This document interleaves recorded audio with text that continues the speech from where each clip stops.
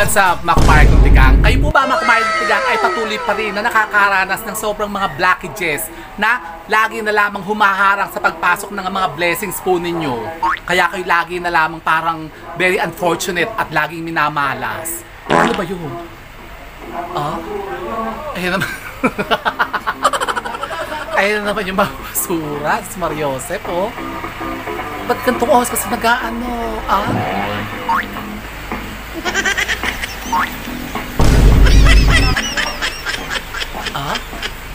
Masarap sumayaw eh. Teka, mga kumari ko, tigat, papadaan ko muna yung mga bagbabasura, ha? Ano ba yan? Basura mo. Anos. Itapon ang basura nyo. Barangay. Anos. Itapon ang basura nyo. Sus Mariosep, ano ba yan?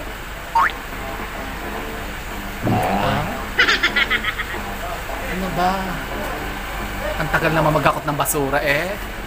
Ilang oras na? Bakit hapon na maghakot ng basura? Itapon ng basura nyo. Anos. Itapon ng basura nyo. Anos. Itapon ng basura nyo.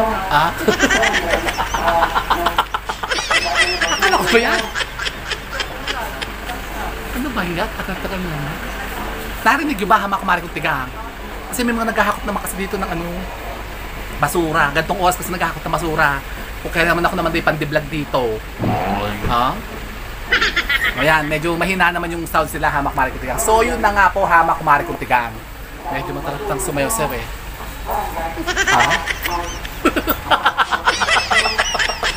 Seryoso. Umikot pa pala sila doon sa kabila. So ako na yung pandalas na inilabas ko kanina yung basura eh. So yun na nga po, hamak kumari kong tigang. Kung kayo nga po patuloy pa rin na nakakaranas ng sobrang mga blockages nga po na kayo parang bakit laging inoolat, hindi makapasok yung kaswerte po sa inyo. Halimbawa kayo po, hamak kumari kong tigang, may mga iniintay na mga pera. Daw may mga cheque kayo na gusto nyo ma-release sa inyo. O merong mga kadil na hindi ma-close baga. Kasi alam niyo po ba, hamak kumari kong tigang, yan po ay nagiging dahilan ng mga blockages po sa sarili po ninyo kapag kayo punong-puno ng mga negative energy mismo sa katawan po ninyo. Eh paano gagawin natin? Ganito po, hamak kumari kong tigang. Tuturuan ko ng isang napaka-powerful po na manifesting spell at ritual na magtatanggal ng mga blockages na yan. Paano? Ganito po, hamak kumari kong tigang. Tuwing umaga po, gawin niyo po ito. Kayo po, hamak kumari kong tigang, ay maghanda lamang po ng isang basong tubig. Isang basong tubig, hamak kumari kong tigang, yung malinis po. Tapos yung isang basong tubig na yan, ay bubulungan lamang natin ng isang napaka-powerful na manifesting spell na yun na nga, magtatanggal ng mga sinasabing mga negativities na yan, yung mga blockages nga po na humaharang sa pagpasok ng inyong pong mga kaswertihan. Ano yan? Ito po, hamak kumari kong tigang, ang salitang Abracarum. Yan mga kumari kong tigang. Yan po, uusalin nyo lamang po ng 3 beses po sa isang basong tubig. Pagkatapos yan po ay inyo pong iinumin. Iinumin nyo lang po yan, hamak kumari kong tigang. Tapos kayo po ay magpetisyon. Yan, humiling kayo, hamak kumari kong tigang, ng mga pampersonan yung mga kahilingan. Halimbawa, yun nga, meron kayo mga niintay-intay ng mga pera o mga transaksyon na gusto nyong may close na. Ibigay na ba sa inyo para kayo po ibaga swertihin naman? Nako, pagkatagal-tagal na, hamak kumari kong tigang, kayo parang nag-iintay lang sa wala.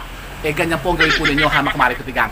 Tanggalin po muna natin ang mga sinasabing mga blockages na yan na maaari nga pong nagiging dahilan kaya tayo po inaalat.